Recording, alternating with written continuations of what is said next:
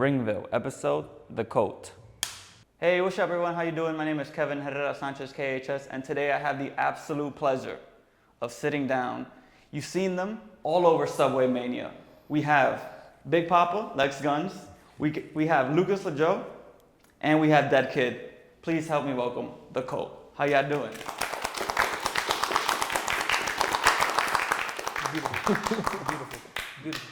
Beautiful. Nice.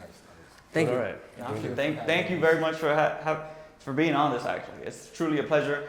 I've attended a SubwayMania myself, but every time they come out, I just spent hours just rewatching it because that shit is some of the funniest thing that can ever, wrestling in a train. It's like... That's what wrestling is about. It's entertaining. And as long as everybody walked away and they're entertained, then we did our job. And it's a whole team of people that it takes to put everything together. But to hear that you've been there and you were entertained and it resonated with you till now. No, it's a memory for sure I treasure completely. And it's because the way I got invited was the camera person, Luis Romero. Shout out Luis. Shout out to Luis. Shout out to Luis. He's an upcoming DP in New York, so it's check him out.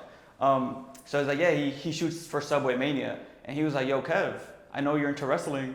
Yo, you want to pull up? I'm like, fuck yeah, I'm not gonna say no to that shit. But yeah, no, it's I always look forward to them dropping in. Shout out to Tim Hanrivera. Shout out to Tim. Shout out to Tim. Shout out. Yeah, without Tim, first off, without Tim, none of it is happening, right? At all. Mm-hmm. Tim is the mastermind behind all of it. He plans it. He knows all the people. Tim is the one that brings it all together. So shout out to Tim for real. Shout out to Tim for real. So you guys are called The Coat. How long have y'all known each other for? All right, this goes down a little bit of a rabbit hole. They know each other first, so they could go first. So I met this one in high school, very unexpectedly. That was back in, I think, 2007, when I was the quiet kid in high school. Mm-hmm. I knew nobody. I had no friends. Yeah. I was very quiet and shy, very timid. I was 5'1", 90 pounds, tiny little kid in the corner. And I think I overheard him one day in some after-school program thing. I don't even know what it was. He mentioned to one of our teachers what he did over the summer was he went to Monday Night Raw. Nice. And my eyes lit up, and I was kind of like, whoa, like a wrestling Because as a wrestling fan, you hear wrestling, you're like, oh, hold up. Yeah. Exactly. And so even from then, I was still very shy or whatever. But then the stars, I guess, got aligned up because we ended up going to summer school together for gym, where that connection kind of just kindled more on wrestling. Clarify that. Because that sounds crazy. That sounds crazy. No. We got a bunch of wrestlers here, and 2 of them went to summer school for gym. That sounds insane. So our high school, that is true, we gotta clarify that. So we weren't dumb. We weren't physically inept. We were more than capable. The issue was our high school didn't have a budget for a gym class.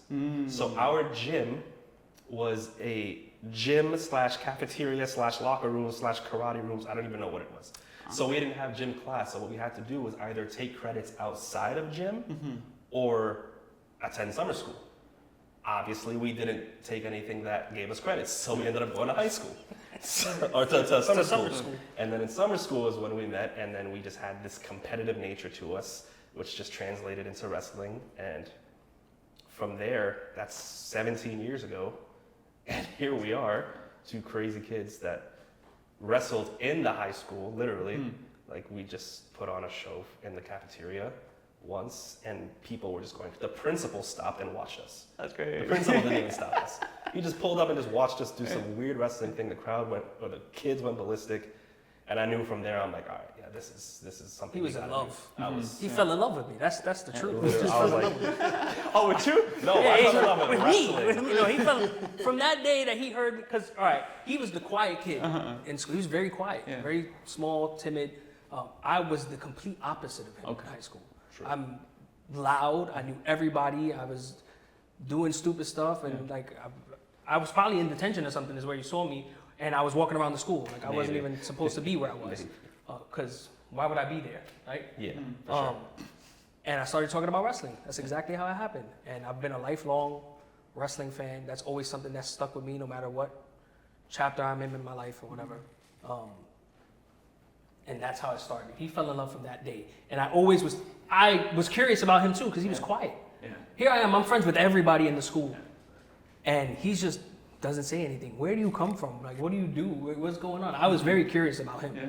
And that summer school, when we took summer school for gym, was my time to kind of get to know him. And I was like, we just went at it. You were there like, but we went at it in everything. In every sport, he pushed me to be better. Mm-hmm.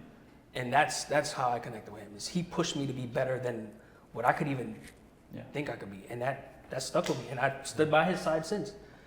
Mm-hmm. Absolutely. And you know what I think actually solidified the friendship more than the wrestling, was we stupidly camped out 24 hours to get tickets to Survivor Series. We camped out in front of Madison Square Garden. Uh-huh. Looking back at it, we absolutely did not have to. But for some reason, we just stayed out in Times Square the whole night. What year was that, like 2011? When The Rock came back. When The Rock came back. The Rock main evented with John Cena. And The Miz. Yeah.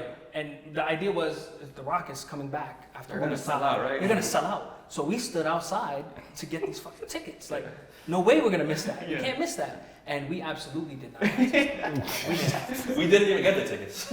Yeah, we didn't even get the tickets that We way. just went home. My parents exploded at me, like, where the fuck are you? Yeah, 24 hours was great. And then I'm just defeated, like, we don't have the tickets. And then I think he calls me later that day and he's like, I got him, relax. And then just hangs up. Yeah. And I don't hear from him until Survivor Series. I was just like, all right, cool.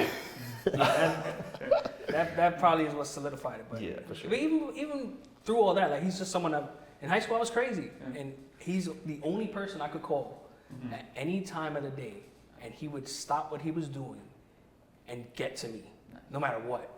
And I was like a problem. Like, I was doing dumb stuff. Like, there was times he's gotten to get me off a bench and I was blacked out drunk. And he's come to me to get me. I don't know what he was doing at the time, but he stopped to come get to me. That's... Can't like, come on. Nobody, like, come on. That's crazy. Shout out to Monty.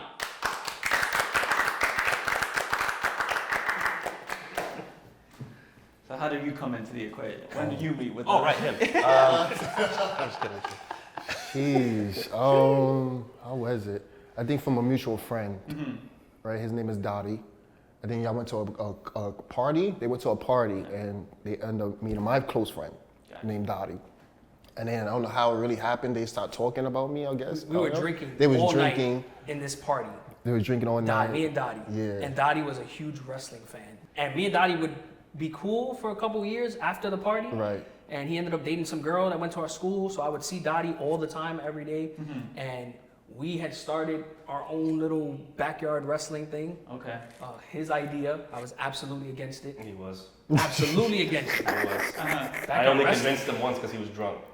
That's all it did. Backyard wrestling. I'm in high school. I was a cool kid in high school. And I'm just like, I'm not fucking doing that. Even I love wrestling. Yeah. But to be a wrestling head in high school at the time was just like, that's not cool. Yeah, that's not right. Cool. That's not really that cool. What's to me? And he was the only person. But he was the only person that supported it. I was like, we did it one time. I was drunk and I was hooked. I was hooked. And we started this backyard wrestling thing, just me and him. Dottie wanted to get in on it. Dottie knew some kid that wanted to get in on it, and the kid wanted to go viral. Yeah, because I wanted to just wrestle and go viral. I wanted to be at YouTube before YouTube is what it is now. I wanted to do all that, everything he's doing. And Dottie was like, yo, I know somebody who wrestles. I was like, camera, wrestling? No question to ask. I was like, yeah, what's up? And then he told me, he added me his Facebook, and we talked from there. Yeah, it was him. And what sold us, because he would just go around.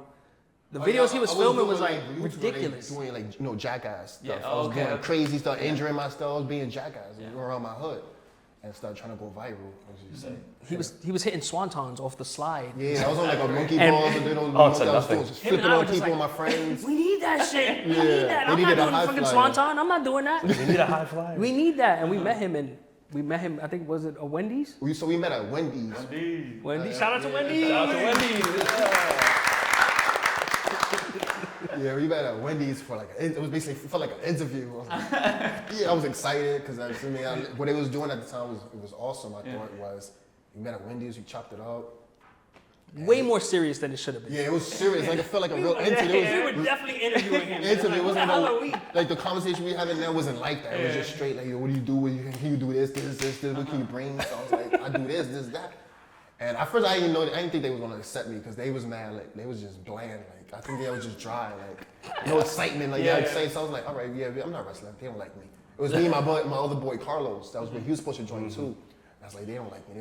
And then, I think you hit me up talking about they doing the thing called 100 series. It was like 100 video. Yeah, they did. At this time, we were doing it. We were doing this backyard thing. Every Friday after school, we was going to Roosevelt Island, or every Sunday, and we was filming wrestling matches. And all of a sudden, where I felt it wasn't cool to like wrestling in school, we became known as the wrestling guys. Yep. And they loved it. Like, they ate it up. We was having matches in the lunchroom. Yeah. The principal was seeing it. Like, it became the cool thing to do. We had a field day, and then field day, him and I just put on a match in front of everybody, and it was just like, whoa, this is really something. Exactly. I wanted to join so bad for some reason.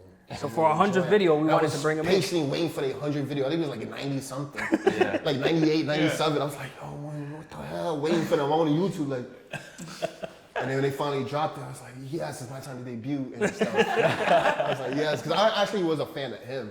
So I liked to use like the mask and stuff, all this stuff. I was like, yo, that's fire. It was like Bray Wyatt before everybody knew who Bray Wyatt was, and the Shields. I was like, yo, that's fire. I want to wrestle him.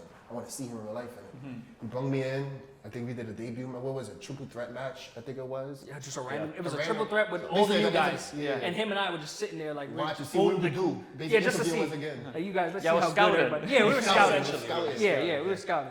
And then I didn't know. I think the Phantom, his character came my in character and beat was us up. I making a didn't think return. that was planned. Was it planned? It was playing with us. You didn't know. I didn't know. He didn't know. I was like, yo, Phantom come out and beat y'all up. I didn't know. So they came in, I think whoever won the match, the triple threat match, he came in, started choke slamming people, beating me up. And the kid in me was like, I'm getting beat up by Phantom. Oh my God. But then I was like, what? Like, why am I getting beat up? But it was awesome at the same time. So. Yeah. And that's all from Dottie. Shout out to Dottie. Shout out to Shout Dottie. out to Dottie. Shout out Dottie. Yeah, without Dottie, we would never met. Yeah, that wasn't happening. So, what was the first show you ever went to as a group? See, this one was. This question We is asked crazy. ourselves this question for the first time ever on the car ride over here. We have no idea. Is it either we have no idea or we've never been? Because To a show together. We Us haven't three, I mean. attended shows as a unit like us 3 without it being part of work. Yeah, we always working. When we attended as 3 people, it's usually if we're going to be scouted or to try out, or because we're going to debut there, or because maybe there's a plan for us, or something of the sort. So going collectively as 3 of us as fans, I don't know if we've ever just gone to a show together to watch it as fans. Okay. I think we've went us 2 to WWE shows and them 2 to like WWE shows. Outside of this, like the wrestling stuff, we hardly see each other a lot, right? Like, Yeah, we we bond barely- solely off of When we wrestling. first like, met, it was only once a week we would see each other. yeah. Every once a week, just to wrestle, and then the rest of the week we don't see each other. Yeah, Friday, Every and Sunday, it then was every Yeah, Sunday. next Friday. Right? Yeah, that's it. Sunday we see each other. That's we it. was backyard for like 3-4 years, every Sunday. So making a plan to go have fun and be like, you want to go watch it was- wrestling? Yeah, it was crazy. It's like, That's like a big moment. So yeah, that it hasn't happened. I went to shows with him, and we really sat there and thought, and it's like we never I don't been know together. if it's sad or hilarious. We've gone for fun. Us 3, yeah. At all. never. That's No crazy. idea. Now we have to make a show. Yeah, at some point, right? At some point. Some Because there point, definitely would have been a picture of it somewhere for it fun. never For sure. happened. Never happened. That's insane. It will though, maybe. It will though. We gonna plan that. We're gonna plan At some that. point, right? I think so. WrestleMania? It has to now. WrestleMania in Vegas, we out. I guess let's go. You're gonna lose me. Vegas is a problem. Yeah, you don't want to put this guy in Vegas. I was like, I'm gonna be on a bench again somewhere. This time ain't gonna stay in Vegas. We're bringing them to we'll New York. avoid that. So, when was the decision being made to start the cult? That's them names. Okay. I'll try to make it as brief as possible. But the cult goes pretty skin deep. Like, it's a pretty personal thing. So originally in that thing that him and I started, which was called HOW, there was a character called Phantom. which is the one that he was a fan of. The idea of Phantom orchestrated literally from the day that him and I were out for 24 hours. We were discussing ideas, bouncing ideas off, and we saw this massive billboard in Times Square for Phantom of the Opera. And we were fans of the mask, and we were fans of the idea. And we were like, yo, what if we brought in like a Phantom of HOW, this and that? So he came in, and as I kept playing the character, I started to develop this idea of what the Phantom really is and what it means. And when he was defeated, and when he was taken away, all I wanted was to bring him back with a purpose, with like an identity. And when he came back as this character called Phantom X, which was this brand new variation of him. And when he had come in, I had two people with me, played by him and Dottie. One thing, he had a white mask first before he was Phantom. Like, had a white mask first, and then it transitioned to a black mask. And then all the other characters I was bringing in were red masks, blue masks, whatever. The Power Rangers, basically. Jabberwocky Power Rangers. He looked like. The followers, the Phantom. Phantom had a bunch of followers. And so from there, we decided to call the group the Cults because these guys are Phantom's followers, right? But Phantom's just using them. He's a cult leader. He's just trying to bring people into his cult-like group. It's basically the Wyatt family for this. Essentially, yeah. He's just trying to use these guys and take over the business and take over pro wrestling. Pro wrestling in the backyard. In the backyard of Roosevelt Island. Shout out to Roosevelt Island. That place put up with a lot of our bullshit. Oh yeah. A lot. Oh yeah. A lot of cops. So, to fast forward a little bit, the character transitioned from out of the backyard, right? Well, we went to another federation where they invited us, right? And we played the character, but this time when he joined in, he was always a part of the cult, right? Because despite he was like the good guy. He was like a John Cena of our backyard. He was like the good superhero. So basically, guy. imagine John Cena joining the cult. But this whole time, he was actually part of the cult, planning things with me. He was always under the cult and the Phantom's tutelage. So when it transitioned to TCW, which was the other federation we ended up joining, the character development evolved to the point where I was like, yo, we're gonna be here for a year, and then we're just gonna leave, and we're gonna take this to the real. Yeah, because it was so good, we believed it. Because it was just so good. And we stayed a little longer than expected, but again, it evolved our character, and it helped us transition into leaving the backyard into the actual professional setting, where, you know how sometimes when you leave certain things, you might grow out of it? We just never grew out of the cults. Like the character behind it and the passion we felt for it. And as we were in the professional setting, it became more and more apparent that the world of pro wrestling as a business is very cult-like. They worship very high figures, and those high figures tell you what to do, how to do it, when to do it, things like that. So what we decided to do was portray the business itself. So we became a cult, but really what we are is just a reflection. That's where the white mask comes in. Because the business of wrestling wear masks, right? They hide behind these ideas and these lies that they tell their students or that they tell their bookers or their senseis or this and that, what they're supposed to do. And then if you do this, you're gonna make it. And if you do that, we just didn't buy into the BS. Okay. And so we want to show people a reflection of themselves as liars. So that's kind of where the cult came in. So it's kind of an ironic thing. The cult isn't really necessarily a cult. The world of wrestling is what the cult is. And we're just trying to show them that through a reflection. We're just throwing it back in their face. Exactly. That's our job when we go in there. It's to throw all of their beliefs and principles right back at them and see if it still sticks. So originally it was just like a cutesy, fun, little gimmicky idea you could put on camera, and it looked cool, and the guy in the white mask looked cool, the gear looked cool. But then once it went into the professional setting, that's when it really settled in. Like, okay, now these are characters we have to actually play because it's what we believe. Yeah. And then the cult was born. That's where we are now. Yeah. So is it now just solidified that it's the three of you in the cult, as the cult? We was trying to get more people, but nobody's Nobody worried. we wanted a female. It's us three as the primary figureheads of the cult, right? When you see the cult, you see the three figureheads. But realistically, the cult is everywhere because there are people that follow us, that believe in us, and that fight for the same beliefs that we have in federations all over the country. Okay. We called them our neighbors. They have. bought our cult shirts, they've bought our masks, and they represent the cult in other places they go. For us, that's a way of, for lack of a better term, infiltration for us. But it means that what we're doing works because it spreads across the entire world of wrestling. These guys believe in us, they quote unquote worship our beliefs, and they understand the message behind it and they want to represent it. And I'm talking wrestlers, fans, trainers, people that don't even know wrestling, that just like the idea of what we do. It really translates to all aspects, which is, I think that means we just did our job. I think a lot of it too is if you're in the business and you're a performer in the business, you kind of feel where we're coming from. Like they try to separate us. Almost everywhere we go, they try and separate us, and we don't break. Like that's not happening. You got three dudes completely separate from each other. The way he is completely different from how I am, and it's completely different from how he is. And we all bonded over this one thing, and we stood true to ourselves and to each other anywhere we've gone, no matter how hard they try to separate us. And I think people, they gravitate towards that.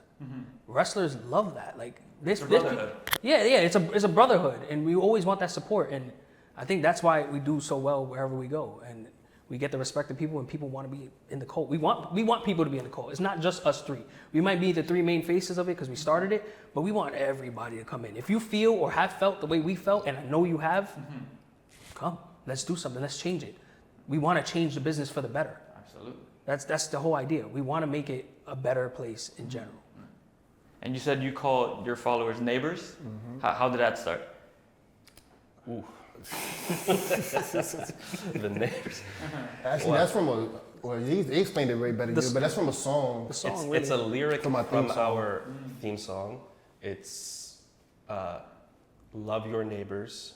We are your neighbors, so let your neighbors love you back. So essentially what it means is if you're part of us, that means you're one of our neighbors. And if you're one of our neighbors, we can help you. As long as you just love your neighbors back, we can help you escape from this cage that you're in, which the cage we refer to is called suppression. Suppression, another lyric in the song is suppression is a motherfucking prison. So we'll hand you the keys to your cell. You have to love your neighbors, we're your neighbors, so let your neighbors love you back. So in those lyrics, we abide by it because we call our fans or our followers neighbors, because they're not just fans, right? They're not just people that are just like, hey, I want to take a picture with you or whatever. No, we consider you a neighbor because you're somebody close to us. You're somebody that believes in us. And, you know, they say neighbors invite each other over for milk and cookies. Come on or over, something. pal. Yeah, like Milk and cookies is great. you're one of our neighbors, you know. It goes a little deeper than milk and cookies, but you know, that's what the neighbor thing means. Okay. Yeah.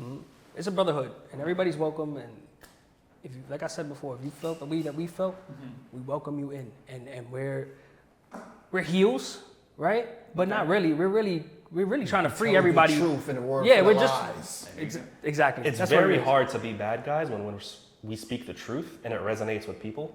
So no matter where we go, the idea of us being bad guys is like, oh, let's hate these guys. And then they hear us speak and they learn about us. And then all of a sudden it's like, well, I want to cheer them.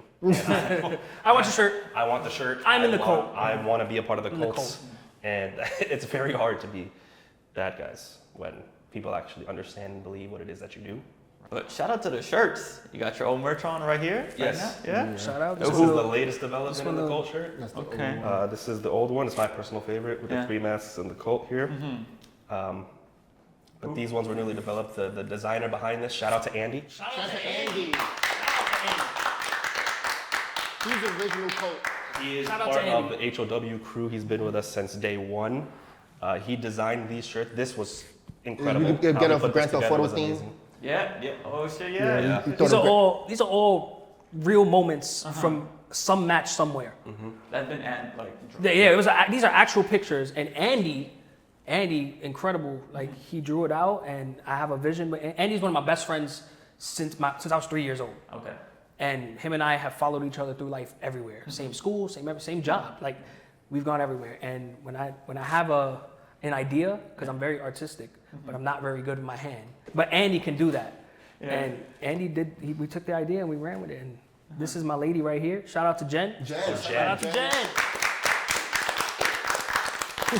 Everyone's in the cult. We're family, bro. We're family. And So when it comes to training, did it take some time to figure out how each of you work and how your different styles can be incorporated into your matches? Not really. I think as soon as during backyard, we did so much backyard wrestling that we just grew that chemistry of just like, you do this, like he's the technical, he's the powerhouse, I'm the firefly. So it's like all three of the best worlds of wrestling. So we just gotta figure out how to make it, connect. So when we do matches, he was like, all right, you do this, and we go transition to you doing this and end it with this and stuff like that. So, and then we just got when we do training and people teach us how to do a tag team, we just grew up even better. Like we just grew chemistry. So. yeah, once we actually got, because the backyard, as much as I was against it, taught us so much. Yeah, it helped us a lot. Because we could call this pro wrestling all day, but it's still entertainment. Absolutely. So whatever you do out there that's entertaining, if I got a reaction from this person, I did my job, right? So the backyard taught us that. It taught us how to entertain with very limited skill sets. Our fans were our friends, but it was real reactions. It was real That's reactions. what makes it Like, special. if you could pop the boys, And then sometimes we have You like got little it. fans come out and just, what were these kids doing and stuff like that. But yeah, there was one time we were in the backyard and a group of kids just came to watch what we were I doing. think it was one of our WrestleMania. And we don't know anything. Like we're trash. Like this Yeah, is, for this real. not- We was horrible. No training. We just doing it because we love So it. we learned like that. Like if we can get a reaction from them like that without anything, then imagine once we finally started getting Yeah, trained. you And could- once we started getting trained, it just was easy to us because we were gonna do what we were doing. The already. character aspect of wrestling came easier because of the. Yeah, Yeah. and that's more than half the battle. Like you could do all the prettiest moves in the world, but if you can't make people believe in what you're doing, then it's And especially your friends. If you make your friends pop, yeah. not genuinely pop, Genuinely pop because your It's friends, over. at least like a group like us, is like we're harsh on each other. we hard on He each sucks. other. He sucks. Oh, Bro. He yeah. sucks. Like we. Yeah, let each other know. Yeah, we let let each other know. So Yeah, I if mean- we see something that's fire, Yeah. man, it came easy. It came easy. And then we have a cheat code too with each other because if there's something I'm lacking in, Yeah. maybe that's our fault, right? And maybe that's something that's bad. If I'm lacking in something, I got him or him to kind of. Yeah, it's like. But there's strength in numbers. That's what you do. Exactly. That's why we don't separate. Right, exactly. And that's how we cover with each other. If there's something I can't do, absolutely cannot do, I know that he can. I know that he can. Vice versa. If we need to be good guys today or whatever, I know to send him out there. Us two. Either me, Yeah, mostly me. I know for sure to send him out there. And he's the most. Yeah. He's the good If bad I need guy. people that absolutely want us to shut the hell up, I'm gonna sell him.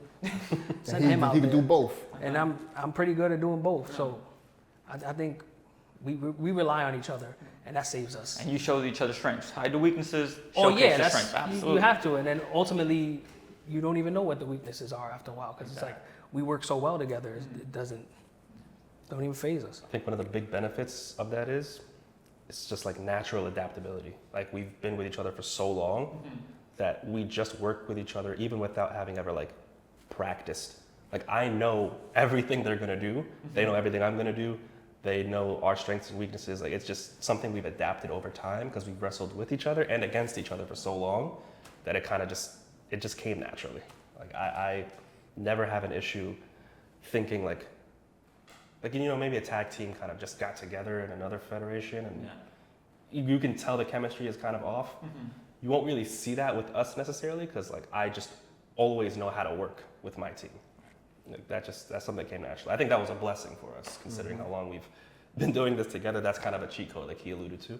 That's a cheat code for us. You might see us in the middle of a match actually having a conversation. Yo, we literally got a conversation. We might plan something right there. Like, Yo, are we doing this right? Okay, for yeah, we're real. all right. Yeah. That might Sometimes happen. like, a lot. it'd be like we'd be cursing each other out sometimes in the middle of a match. Like Sometimes I'm at a tag on, be like, yo, We'll even fan out for each other one now and again. We'll, like, Oh, yeah. in the middle of the night while he's in there, he's like, yo, he's so good at that. yo, we were like, yo, that was fire. How you do that? Come back to them like, oh shit, how you do Yo, that? we just having How'd you do conversations. that? That just goes to show like the comfort that we have with one another. Like I know that if they get lost or something, they'll ask me or vice versa. We'll help each other out. But we're so comfortable with each other that we can even joke around in the Yeah, ring. we joke around in the ring in the middle of an important match. You go, yo, I will get lost. I will. Yeah, we like get every lost. match, I'm like, yo, what's the next? I be in my head, I be laughing. Yo, What's the next spot? next spot? Or I will get winded. That's another one. Like I'm like, Yeah, I yo. really get winded. Yeah, you tag out. Yeah. Or we gotta break up the pin. Yo, run in there. I'm not running. I'm like, yo, go, hurry up, always hurry sending up. you, sending me Yo, like- run in. I'm not. Or they'll ask me, yo, what's the next spot? I'm literally in the middle of the ring like this. They'll be like, yo, what's next? I'm just like, I'm dying out of breath, and I'm just like, you gotta go to. What he said? Like, huh? I don't know, I know my spot. What did he say? And I'll mention like one thing, and they'll be like, oh, I have. And then the tag, and then the spot will happen. It's fun. It's funny. It's a goofy situation. One of the places people have seen you guys the most is SubwayMania. How did that all come together? Where did it start? This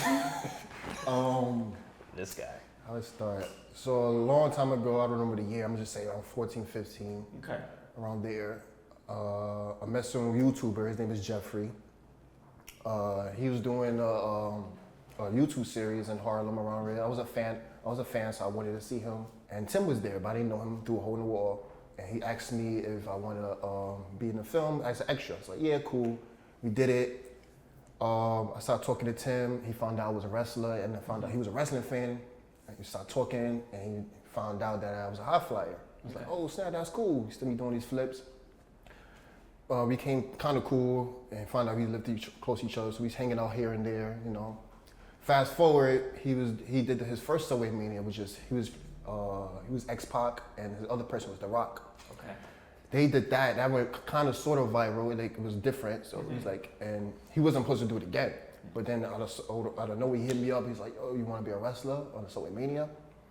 I was like, "Hell no! You're a wild. Like, I'm not wrestling on no train.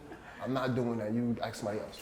But he really was hitting me up, concerned, like, "Yo, I want you to beat this. I know you. I see you." I was like, you know what? I finally gave in after, it was a month, he kept asking me. He's like, finally, you know what? I'll be in it, but I'll be a ref. I'm not wrestling on no train. Yeah. So he's like, all right, cool, that's cool. I just want you to be in there, you be a ref. Boom. I think actually not one of the first ones, but I guess the second one we actually recorded live. It was at Coney Island in a beach. Okay. That's the first time I ever took a choke slam. On the beach, and we had people surrounding us, we dressed in us cosplay. People was like, it was the middle of summertime, so people was like, people were outside. So we did that. I went viral. A couple months later, and then the one that we went viral was the 14th Street one. We did a triple threat match. It was Kane, Triple H, and Stone Cold Steve Austin. Okay. And we did that at 14th Street. Well, actually, we went viral because I took a pedigree. A pedigree. I took a pedigree off script, and he was, because I guess Tim felt it. He was like, yo, what happened was, I think Tim did a move on Stone Cold, and it was supposed to be a forced finish. That was the plan. I was supposed to be 1, 2, he supposed to kick out. Yeah. So 1, 2, forced finish, and I thought, going with the match. But Tim has Triple H, he comes up and like, you're supposed to come to 3. You're supposed to. And just pedigree me, and I sold it apparently amazing, and it went viral. People commented, you sell better than WWE wrestlers signed him. So I was like, I was like, all right, cool, that's dope. It's fire. Then Tim hit me up, I was like, yo, we gotta do it again, Yeah. And basically we just kept doing it. And I just kept taking choke slams and kept going viral. And now keep in mind, like we're still all best friends. So he's doing this, and we're training. We were training. Yeah. So after the yard and stuff, I think it was 2015. We actually started with House of Glory. Okay. And we started training in House of Glory. Instantly, like we were at home and comfortable with each other, and I think we weren't so much beginners, but we weren't like these advanced students either. So they kind of didn't really know what to do with us, and we were just floating around there. But we were really good at this time, and we were younger, so we were definitely really good. And he started doing the SubwayMania stuff, and Tim is always throwing. Shout out to Tim. I don't know. We shout out to Tim again. Shout out to Tim. Shout out to Tim. I think they wanted to do they wanted more people, and it was always floating around to get one of us in there, or all of us somehow in there. Because he asked, I remember this, he asked me a long time ago that you need more wrestlers. And instantly, I'm not gonna tell nobody else. Yeah, of course. And I don't know if y'all was with it at first. No, definitely not. Yeah, it wasn't. Once again, they hated it. I was doing it. I hated it too, but I was a good friend, and Tim was cool, so I'm gonna do him a favor. But when I got hooked, when I did the first one, I was like, it's over. I don't care what nobody say. This shit is fun. It looked fun, but then you gotta understand, at the time we're training House You're of training Glory. House of Glory. Like It's we're and we're training with like people like Private Party, Leroy, over the Santana, and Ortiz was hitting up the training and all the Amazing time. Red, of course. Amazing Red, we're learning on Amazing Red, Smiley, Smiley. all these people that you see now. It's like a lot of these people big, and we're training under them. So we're gonna go from training and wanting to be taken seriously in this business to moving over to the train. But a bunch of people that aren't wrestlers, like Make it fun. They was saying make it they were fun saying of it was them. making fun of wrestling, and I almost believed it. I couldn't believe it too. I was like, this is stupid. Yeah, But it it was just- fun at the same time. So I was like, I was scared. I was just scared. Yeah, That's it. I was yeah. scared. I was scared of what people would think, and that kept us back from doing it for but a then little it was while. like we keep going viral. So is it like a bad thing? And then when The Rock hit us up, and the Stone Cold hit us up, and Undertaker, I was like, yeah. I mean, But that came after. Even before that, I still took work. Yeah, it did to take a get lot us of there. work. I think the deciding factor for it was our best friend is doing it. A lot of people kind of didn't really want him doing it. The deciding factor was that our best friend is doing it. How can we, one, support him, and two, this looks fun. And if wrestling is all about entertaining people at the end of the day, why, if we can do this and do it legitimately, then what's the problem with it? Absolutely. So let's do this. Like, let's actually do it. Yeah. And then we did the Dudleys, really. The Dudleys. It's blew Dudley's up. in a train. And- like, Dudley's blew And up. I take pride in it because if I was gonna do it, I want to go hard and do it and make it official. So I don't want no room for anybody to look at it and be like, that was garbage, or this is a joke, or whatever. I'll be insulted, especially if I'm putting my fingerprint on it. Absolutely Especially not. the tag team we looked up to. Yeah, and it's a When tag team we looked up disappoint to. I Dudley's- looked at it like showing respect. Yeah. I was like, let's do this the right way, and we got in and it started. yeah, taking because off you from guys there. have the gear. It looks like, is it the same Amazon. gear? It's identical. them. Went to Amazon. Shout out to Amazon. Shout out to Amazon. Shout out to Amazon. Yeah, like we get it as close as possible. Yeah, because we had the Dudleys for a long, the idea for a long, before Davis came in, we wanted the Dudleys. Yeah. Automatically, I was going to be Devon. He wanted me to be Devon, but we couldn't find a Bubba and stuff. So Of course, you can find Bubba. Who else than his best friend, right? Like, exactly. Exactly. of course, but it took that. We had to stop being scared, Yeah. and then I went in, and then And at this point, I He still wasn't on He board. still wasn't on board yet. It He took you a little joined. longer. Took him And way I longer. was like, well, as soon as he joined, I was like, He hit me up. Actually, you know it's coming. As soon as I joined, you know what's funny? It's funny. He hit me up for you first because Right. he wanted you to be Shawn Michaels. yes.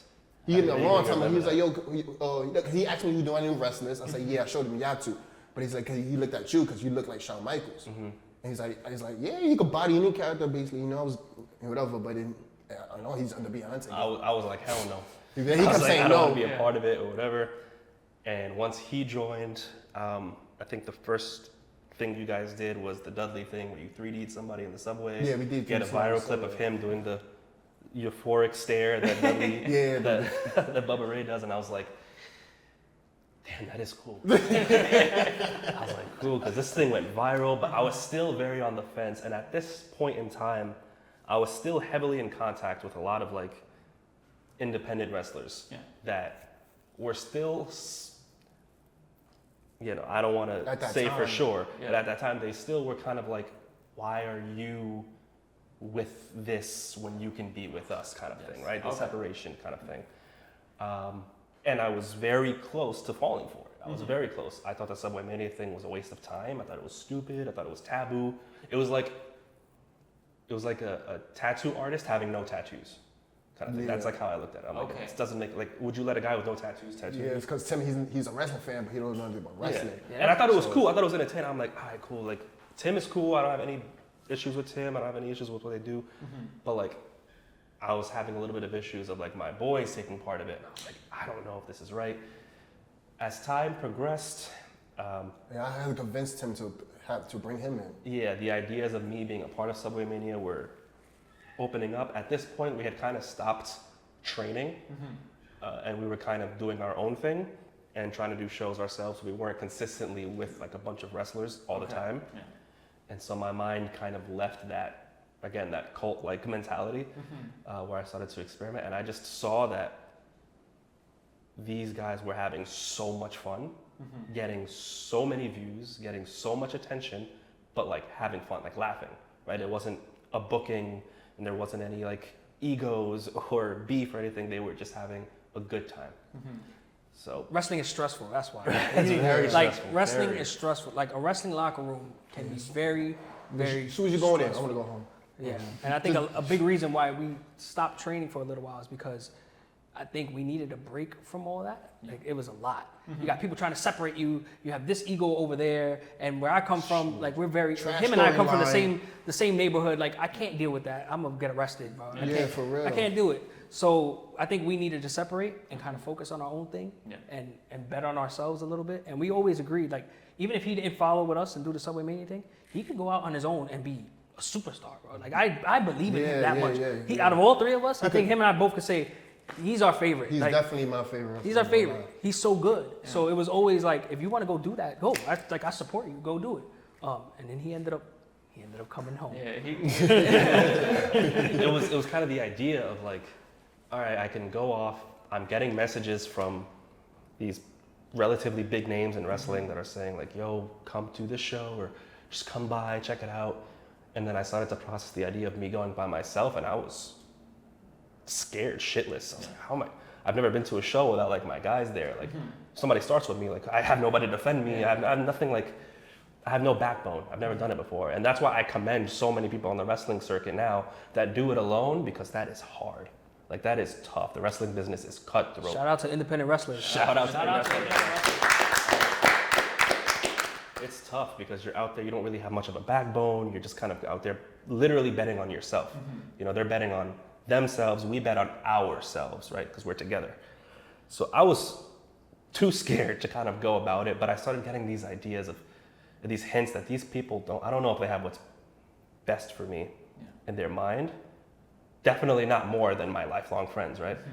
So finally, when Tim came to me with this idea about playing The Undertaker in a Buried in the Bronx match, where it would be Undertaker versus Sting, Tim brought the idea up to me, and I was just like, I'll think about it. This was like a year going on. I was like, I'll think about it. Like, you're just putting him off. I'm like, he'll stop asking me eventually. He never stopped asking me. He was like, yo, you, like, why are you scared? Like, why you just play The Undertaker? And I was just like, You know, oh him my. and I were nudging him too. Yeah. Like, Yeah. we were definitely These hitting guys up Tim, too. like, yo, ask him again. Yo, This time. Like, word, you could- I think we Yo, could get get him him this on time. board, I get think him we on could get board. him. Finally, they asked enough to the point where like Tim, the idea of like Undertaker versus Sting was like huge, right? We never actually got it in the wrestling world. So like you wanted to see a portrayal of it. Granted, it was something like SubwayMania, but it was like, that's such a cool concept. And when I kind of started putting that together and I'm like, this is just pure entertainment. And then the idea started coming into fruition and Tim was giving me this idea. And then like he was gonna play Paul Bearer. And like we had our ref, of course, so they were all gonna be right in there with me. I was like, fine. Even when I said yes, I still didn't believe it. I still wasn't gonna do it. Until Tim randomly was like, yo, this week we gotta go to the studio and film a promo at The Undertaker with the, you know, in the Undertaker character. I was like, yeah, okay. He bodied it. That like, yeah, promo, I put it up against any Undertaker promo. Yep. He was the Undertaker. He was. for I think I real. was on vacation at the time. I went on vacation, and they sent me that, and I was like, Yo, I went goosebumps. Yo. Him and Sting. Mark in the studio, like whoa, Yo, for real. whoa, Crazy. whoa! I don't know where that came from. Like that was got better than killed. his That actual was wrestling already- self. That was crazy. Yeah, That was crazy. I went into it and I was like, all right, I still wasn't taking it serious until Tim was bouncing ideas off with me, whatever. And then I saw the smoke machine, started making the smoke and the lights and how it looked on camera. And I was like, oh shit. I was like, yeah, this looks kind of cool. This is And then real. right there, I started jotting down because I like to tend to think I have a very creative mind when it comes to wrestling and like character development. And my imagination goes crazy. So portraying somebody like The Undertaker, I'm like, it's gotta be easy, right? So right there, I said a line to Tim, because Tim was like, yo, what you gonna say though? And I was like, instinctually, I was like, it was like, it's a funny thing about scorpions, they sting to kill, but you cannot kill that which is already dead or something like that. Just randomly. And you And just Tim, drop it off Tim the was just dome. like, yo, let's film. Like, yo, do that. And then it just happened. And then he posted it, and I could not believe the attention it was getting. It was so unexpectedly viral. We've had some things from our wrestling stuff kind of garner a good amount of attention, but this was something else. I couldn't believe it. People really thought it was Undertaker versus Sting. Knowingly it was a joke, but like they're just like, yo, I'm really hyped for this. Like I really want to see this, which got me more excited. And then come showtime, when it actually happened, it was, again, phenomenal. That was it. That was the end of it. I was hooked. I was hooked. Like I realized like the roar from it was just entertainment. And I was like, this is what we do. Like it's not about logistics and it's not about ego. It's not about this. I grew up a soccer player, right? So like when you're a soccer player, you're like embedded into soccer. You play nothing but soccer. Like you can't branch out into basketball, right? Because you're just straight up on the soccer pitch, right? That's what you do. And you train every single day for soccer. With wrestling, it's not one linear line that is just wrestling, wrestle. What we do is we entertain. What we do is we put on a show for people to watch, to laugh or to smile or to cry. And in any way we can do that, I think the quote you sent me once was from Bubba Ray himself. He's like, it doesn't matter what you do, just get over. And I took that to heart, and we got over in the SubwayMania thing. That Bronxlandia match thing went crazy, and I got a taste of that. And from right there, I was like, SubwayMania is our home now. Yeah. That's it. It's our home. SubwayMania is, shout out SubwayMania. Shout out SubwayMania. Shout out New York City for hosting SubwayMania. New York City. MTA. It's that, yeah, you can't write that, man. No, because SubwayMania has taken off into like, it's worldwide, legitimately. At this point now, yes, yes, people see it from all over the world, Global. and it's like I'm pretty sure it's taken you to places where you never would expect it to. Like I know for Mike Santana, Puerto Rican weekend at House of Glory, you guys had a segment there. Yeah. Like, what was that experience like? Anxiety. Okay, because of our background with House of Glory, Yeah. and us training there and then leaving there to bet on ourselves and SubwayMania. Like we wanted to do it so bad, I said, you know what? Let's leave this home or this structure of home of wrestling. And even though people didn't want us to be invited back with open arms to do the thing that people didn't believe in when we were there, that's, come on, man. It's a full No circle words moment. can really describe. No words can It was describe a full that. circle moment. It was a very like emotional moment in the backstage area. for Super sure. emotional. Like when we were there training, all we wanted to do was walk down that stage. Word, that's what you want. That's all we wanted to do. And we were gonna do it as the Three, which is a name that we came up with while there because we didn't want to use the backyard name, the Cult. Then we didn't care, and we was like, okay, maybe one day we could walk down that stage as the Cult or whatever. And we walked down that stage as SubwayMania. And bro, I standing there, coming out in the entrance, Puerto Rican Day. I'm Puerto Rican. Like that's a big deal. I don't miss the festival. I don't miss it. And I went to the festival this year to go. I hopped right in the car, grabbed my baby, everything, right to Santana's show to perform in House of Glory. And bro, you can't write that. It's super emotional, humbling to be invited back. And I guess it just confirmed that we did something right. Absolutely. Shout out to Santana and House of Glory for letting us play. Shout out to Santana and House of Glory. It's a full circle moment. How much does the brotherhood between all you three mean to you? I mean, I hate him. I don't know about that. Him starting. I mean, it's lucky if I get along with him any day. I mean, I could love him to death, but the second we're going to a show in the morning and he comes in with his sass, I get cannot. like. You sassy? He's sassy. I'm gonna so do it, bro, I ain't sassy gonna lie. in the morning. If he doesn't, This is like sleep, 4-hour drive. my too, God. like, you feel me? I just wake up 10 in the morning, just talk to me. I can't stand either of them. I feel like I'm the dad of the group because I gotta watch out for him. I gotta find him. It's like, what's going on? Like, what's up with y'all? What is going on? Kid. But everything comes together at the end, and my friendship to them, as much as I can't stand them, it means my entire life because everything going on in my life right now would not be happening if it were not for my relationship with them. There'd be no SubwayMania. There'd be no wrestling. I'm in the streets, probably gaming. Same here. I don't know what would have happened. I owe my life to them, and they mean that much to me. That my brotherhood with them means that much to me. It's that serious, and I can't stand them.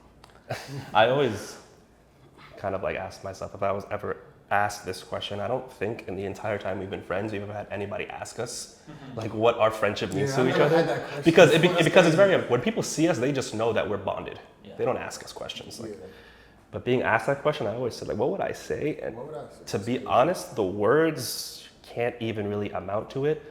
When I hear that question, all I think about is like experiences and like where my life was before I met them. Yeah. Again, like I was an aspiring soccer player. I did not want to play soccer anymore. I fell out of the passion. I was flunking school like hell. I didn't want anything to do with education. I didn't want anything to do with soccer anymore. So I would have been completely lost. I didn't have any ambition. I didn't have any passion. I didn't have any like disciplinary figure to really like push me in that direction. And I think about if I hadn't met these guys, or him and I hadn't started HOW and then met Dead Kid along the way, I have never done drugs or drank in my life. No. It's one of the things I pride myself on. I probably would have, because I would have just had nothing. Like I would have had no passion, no ambition. My family wasn't around. So I was just like, you know what? Like, I thank God, you know, I thank the forces that be that I did have them, because I have my friends I grew up with, right? I love them to death.